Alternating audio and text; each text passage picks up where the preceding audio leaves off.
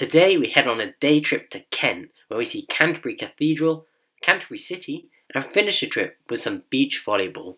So we started our trip by taking a train down from Victoria towards Kent. Our first stop was Whitstable. At Whitstable, we then took a further bus to Canterbury city centre. Canterbury, yeah. Once we had arrived in Canterbury, we then headed directly to the main place of interest, Canterbury Cathedral. On the way, we admired the beautiful city streets. Canterbury is an incredible city, easily one of the most attractive and important cities in the UK. It has been a pilgrimage site for hundreds of years.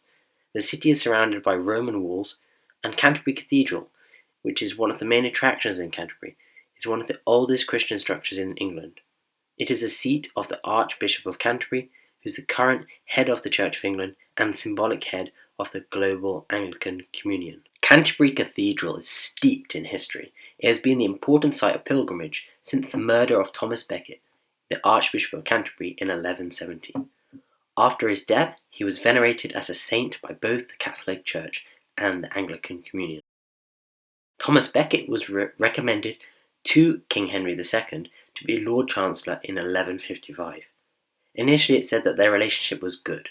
King Henry even sent his own son out of custom to live with Thomas Becket. But after being appointed as Archbishop of Canterbury in 1162, their relationship soured. Becket even went into exile in France at one stage. Having just came back from exile in 1170, Becket excommunicated 3 bishops, which is said to have enraged King Henry. Henry is said to have muttered a phrase which some knights took as a royal command to kill the Archbishop of Canterbury.